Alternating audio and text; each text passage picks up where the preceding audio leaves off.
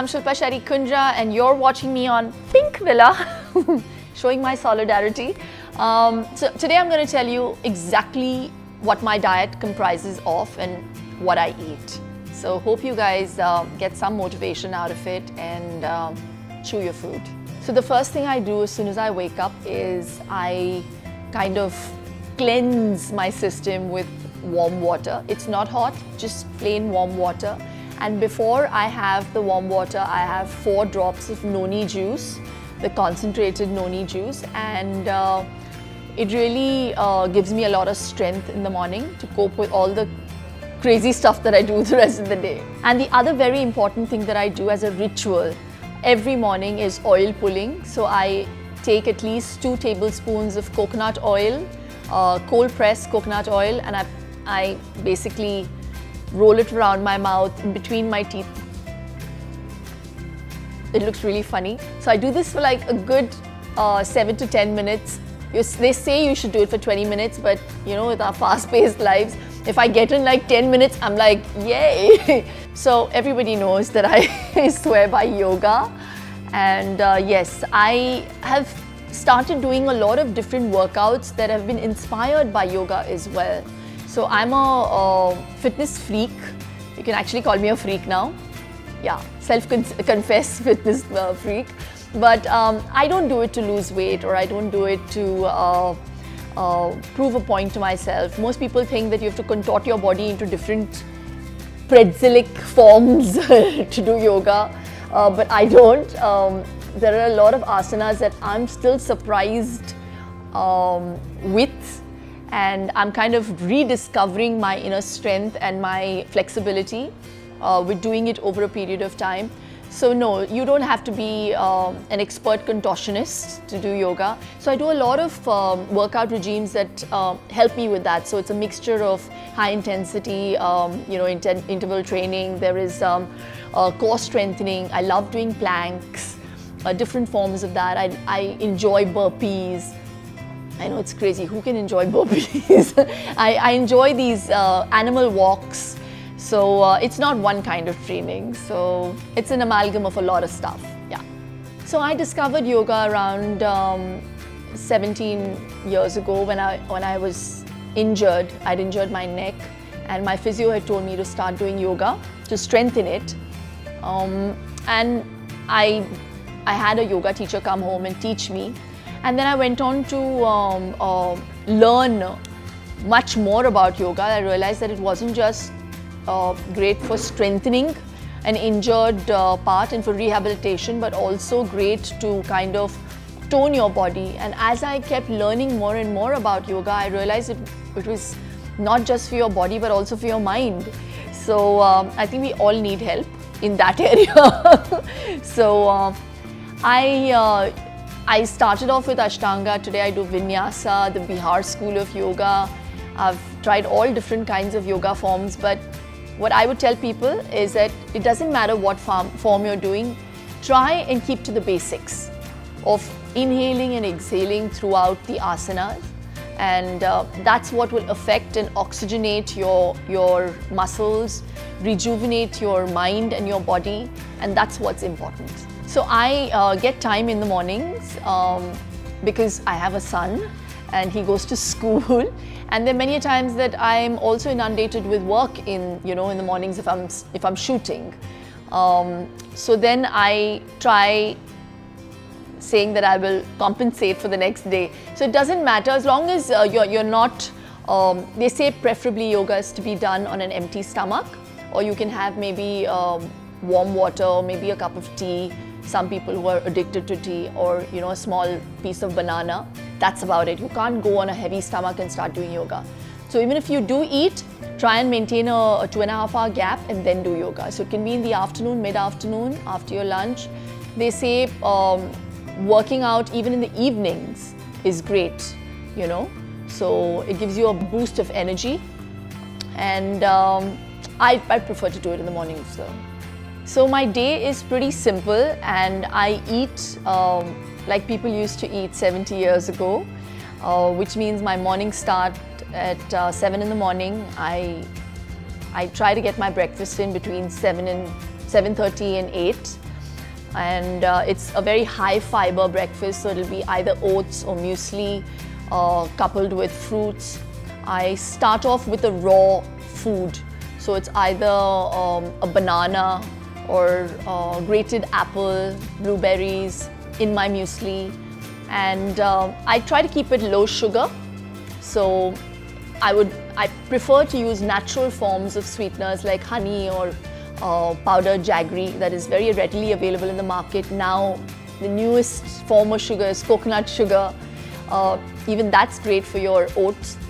So that's my breakfast. That's if it's a vegetarian day. If my mornings start earlier than that, then I start off with this simple smoothie, which is a mixture of almond milk and banana and raw oats and honey. And I can add whatever fruit I want into it. So that's on the go. And then I have 2 eggs. So if I start very early in the morning, they're basically 2 breakfasts. So then I have 2 eggs around 10:30 with either avocado, raw avocado, and maybe a whole wheat toast with butter.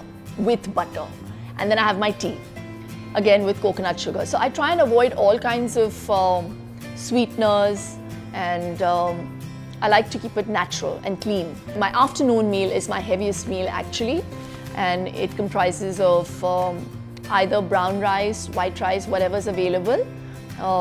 There's a chicken or a fish, some kind of protein, and I like my vegetables. So there's vegetables, and my salad is very, very simple. It's just cucumber and 1 carrot with a bit of sea salt on it. So it's nothing fancy. Then there's sometimes I maybe alternate my heavy lunch with like a yogi bowl, and that's what I call it. So in that one bowl, I basically put in everything. I'll put in salad leaves, I'll put in barley or rice, brown rice, and I'll add some chicken bits, grilled chicken, I'll add beetroot. So it's like a salad come food come everything all in one. So the very important thing that I forgot to mention, that I try to get in a spoon of ghee into my lunch anyhow. When I say a spoon, it's like a tablespoon. So yeah, I have a tablespoon of ghee every day with my lunch. So whether it be in my roti, I also like my parathas sometimes. So if it's paratha and sabzi and dal and chicken, I even have that. So I like that. Then comes my snack, which is like a mid-meal thing that I like. I don't like to keep too much gap between my food. Between my lunch and my tea. So my mid-meal would be just maybe 2 eggs or a sandwich with beetroot and cucumber and potato. I love boiled potatoes, just sliced, and a bit of chaat masala, and then make it into a sandwich and just bite into it. It's yum. And that just keeps you from getting peckish before dinner. Then I have my tea in the evening, and around 7:30 with my son, 7:30 to 8, my son, my husband and I, we will sit together and we have our dinner. So that's my last meal, which is a very light, fairly lighter meal than the rest of the day. I like a soup. It can be veg or chicken, whatever. And I don't eat anything raw. I prefer not to eat anything raw. So most people have salads in the night, which is not a concept that I believe in. I have something grilled, or even if it's a sabzi, dal, whatever. I try to keep it low carb at night. I try. But then if I feel like having a mushroom hot pot rice, I'll have that. So there's no hard and fast rule. So that's my day basically. And if I feel like I'm craving for something sweet, I'll have a piece of chikki after lunch. So that's my biggest rule. When you have a child, you have to be an early riser. I love Indian food, and I also love Chinese and Japanese. I'm a foodie. See, that's a really interesting question. Now, because I belong to the beauty business or maybe the body business, we have to take care of how we look, and people can be very judgmental, and I totally get it. But I don't make too many changes because I've already made a big lifestyle change. I don't eat after 7:30 in the evening. I eat very healthy, clean food. So I have a clean diet, so I don't have to make too many changes if I am walking the red carpet or if I'm showing my stomach. Yes, obviously to look more chiseled, like to have like washboard abs and to look flat, you have to make sure that you eat a lot of high fiber, high protein, and making sure that maybe the previous day you don't have carbs. So it's very low carb the previous day if I'm showing my abs. My favorite cheat meal, oh my god, I love desserts, and I love biryani. I love lamb biryani. I love rasgulla, and I love rabdi and hot jalebis. It's my absolute favorite, and yeah, I can give you a long list. I've seen people try it. I think it works a lot for a lot of people, but it's a very hard diet to do. The keto diet, where you're eating high amounts of fat, high amount of actually adequate protein, high fat, and no carbs, and no sugar, no fruit. So I'm like, what a way to live. It's scary. So I mean, I would suggest something like that to maybe someone who's a bodybuilder, who is maybe let themselves go for some time and they need to shred. So, you know, it works really great for them. But there are some people who barely have like 3 kilos to lose and they're on keto diets. And it makes you very crotchety, it makes you very angry because your body and your mind is not getting what it wants. So, I don't know, I find it very strange. So, yeah.